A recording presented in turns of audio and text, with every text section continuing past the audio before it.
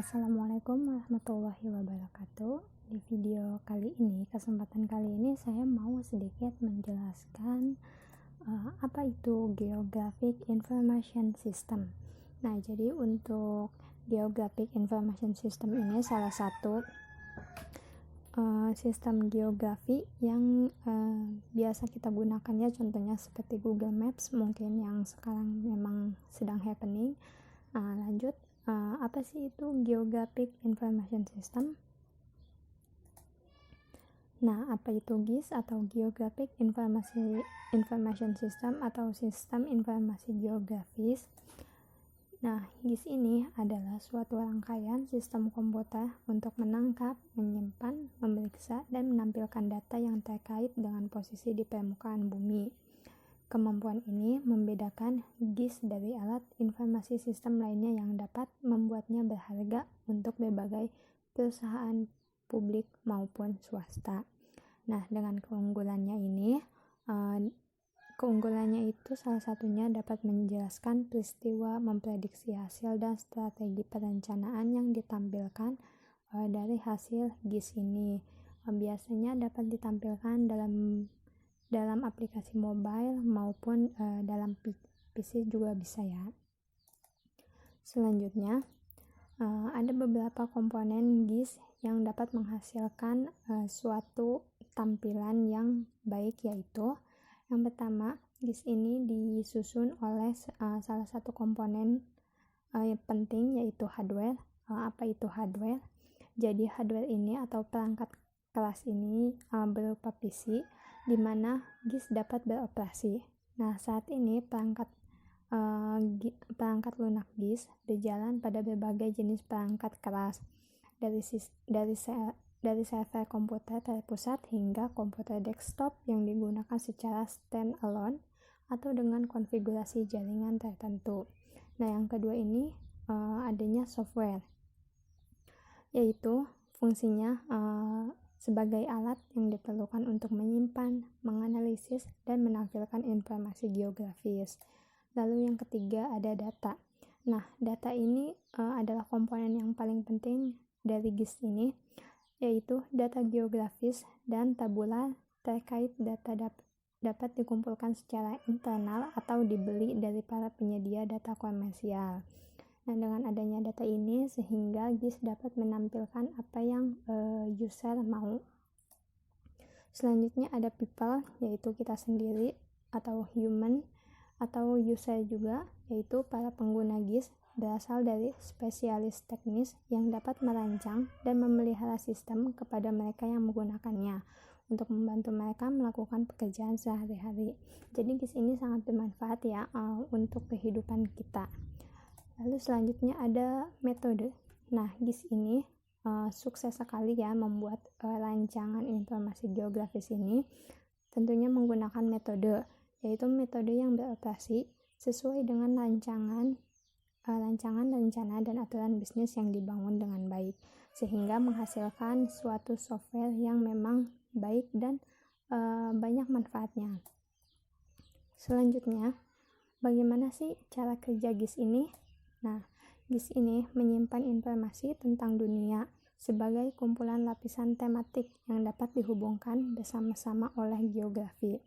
Konsep sederhananya, namun sangat kuat dan serbaguna ini telah terbukti sangat berharga untuk memecahkan banyak masalah dunia nyata, dari pelacakan kendaraan pengiriman, untuk merekam detail aplikasi perencanaan, hingga pemodelan sirkulasi atmosfer global. Nah, dalam GIS ini ada yang namanya referensi geografis.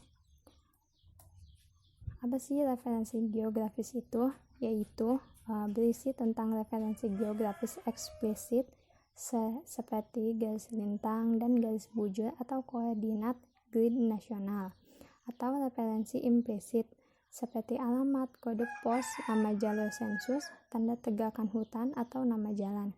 Proses otomatis yang disebut dengan geocoding digunakan untuk membuat referensi geografis eksplisit di beberapa lokasi dari referensi implisit atau deskripsi seperti alamat.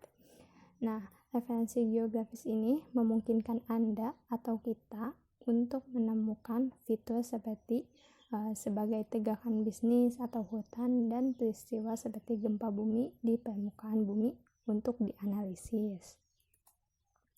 Selanjutnya, ada juga yang dinamakan model vektor dan raster di GIS. Nah, ini untuk sedikit gambaran untuk vektor dan raster ya. Yang atas ini ada raster, sedangkan yang bawah ini ada vektor. Dalam model vektor, informasi tentang titik, garis, poligon dikodekan dan disimpan sebagai kumpulan koordinat, biasanya dilambangkan dengan X dan Y. Nah, lokasi fitur titik seperti lubang bor dapat digambarkan oleh koordinat X, Y tunggal. Fitur linier seperti jalan dan sungai dapat disimpan sebagai kumpulan titik koordinat.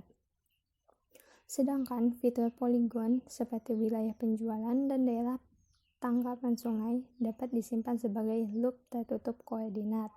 Nah, model vektor sangat berguna untuk menggambarkan fitur diskrit, tetapi kurang berguna untuk menggambarkan fitur yang terus berubah seperti jenis tanah atau biaya aksesibilitas untuk rumah sakit.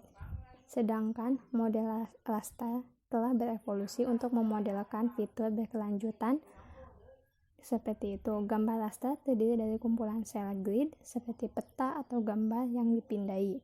Baik model vektor ataupun raster untuk menyimpan data geografis memiliki kelebihan dan kekurangan yang unik.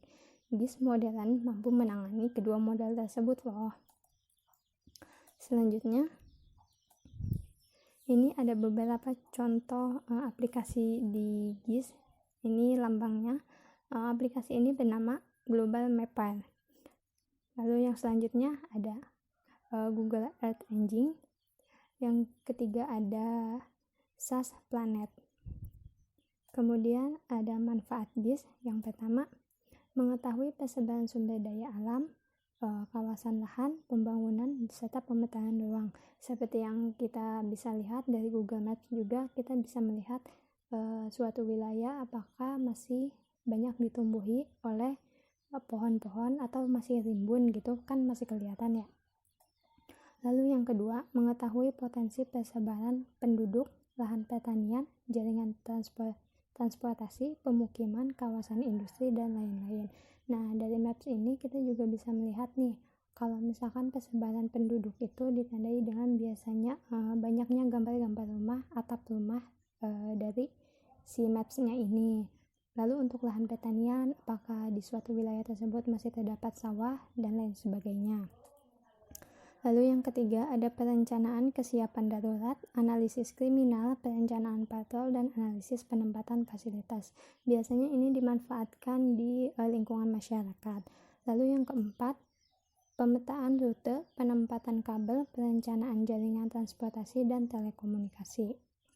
Selanjutnya, GIS juga mempunyai beberapa kelemahan.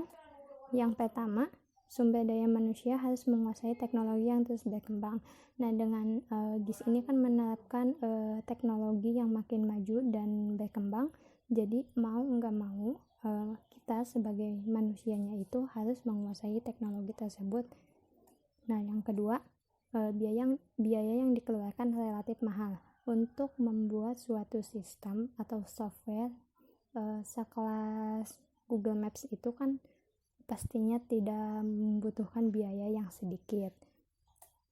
Lalu yang ketiga, penanganan data yang berbentuk 3D ini masih cukup buruk ya.